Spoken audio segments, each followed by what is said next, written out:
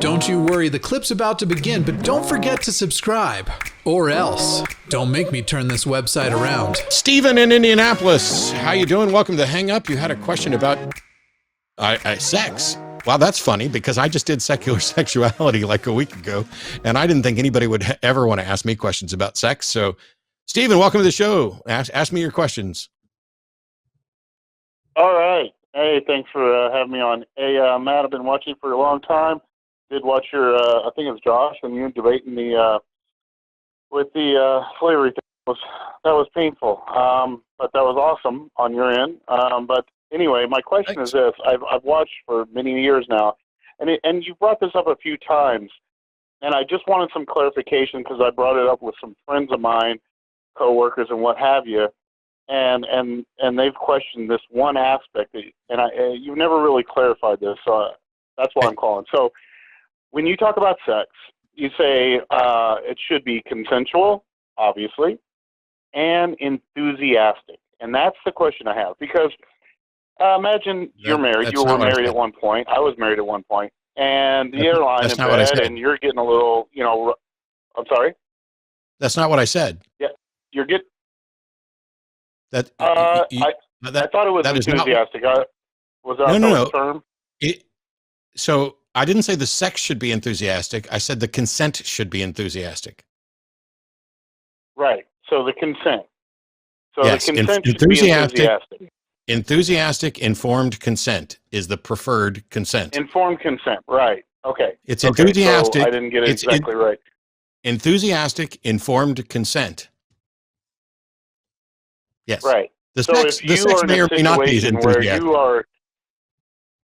What's that? The sex may or may not be enthusiastic. I would hope that it would, but as long as the consent is informed and enthusiastic, that's it. So what's the question on that? Because I'm happy to clarify whatever the confusion is. Okay, so that's where I was having the misunderstanding, because if you have informed, okay, in that order then, consent, so you're not as into it as your partner, but they go ahead and go along with it, but they're obviously consenting, but they're not necessarily as enthusiastic at that moment. That obviously happens. So I was confused about that because I brought that up, and I had a lot of coworkers. Oh, it's not always enthusiastic, but yeah. So it's in that order. It's enthusiastic, informed consent. Yeah. And by the way, if the enthusiasm is lacking in either the sex or in the consent, you have an issue that you need to discuss. It's because sex... absolutely. There's moments where it's not going to be always 100%. Yeah, but sex shouldn't be viewed as a chore or a duty. I was recently in a debate. Well, actually, you mentioned the debate. I'm going to be doing a review of it tomorrow. And one of the things that Cliff kept pointing out was that... Oh, I hope you do, because that was really rough, man. I could just see you bite. I thought I could see you biting your lip, but you weren't. I was watching it going, oh my God, I was cringing so much.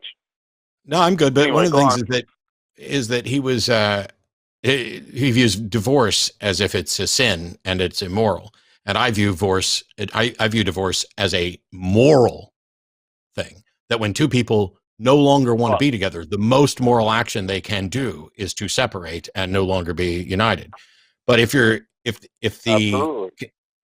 consent and the actual act isn't enthusiastic, there are issues to talk about, because I will agree. I've had sex when I didn't feel like particularly having sex, because that's something that we often do for the partner.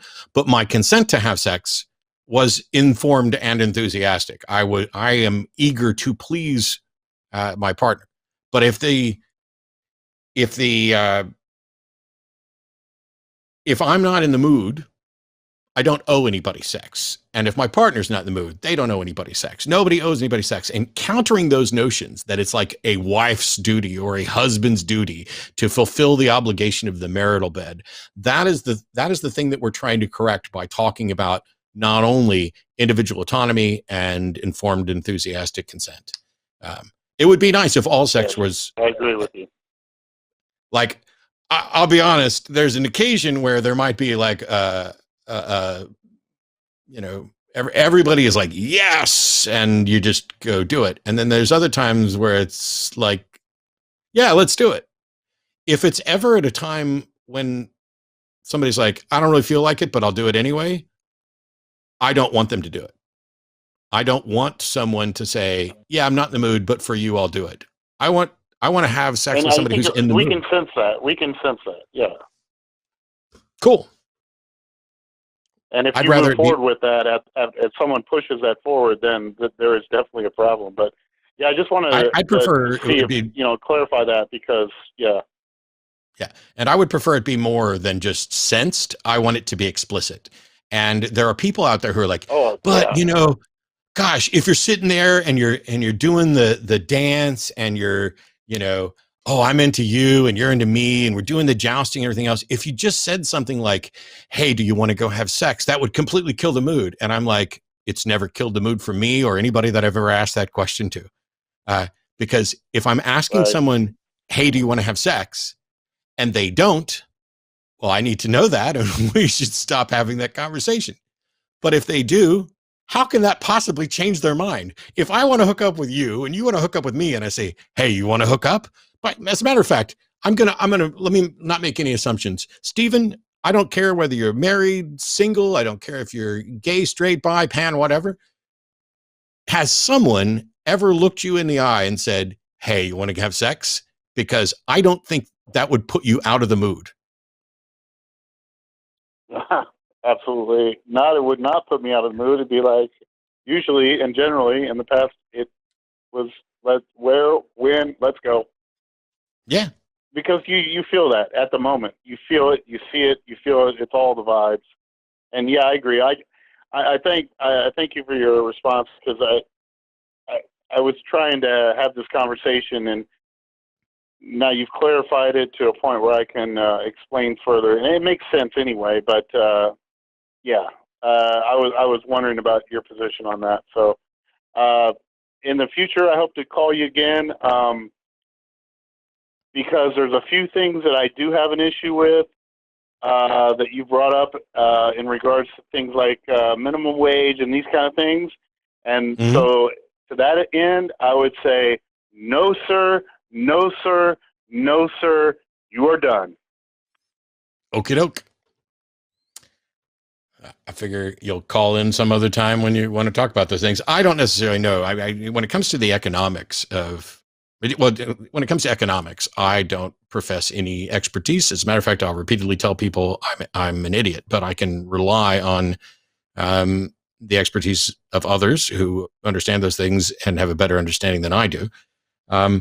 Saying I am essentially for universal basic income or healthcare for all doesn't mean in any way that I have any information on how best to pay for it, but, or whether or not it's reasonable. I'm talking about ideals, not the actual management of the affairs of the government of the United States. But hey, thanks for checking out this clip for The Line. While you're here, hit that like button, hit subscribe, turn on notifications, and then share this with that bitter uncle of yours who loves talking about the good old days.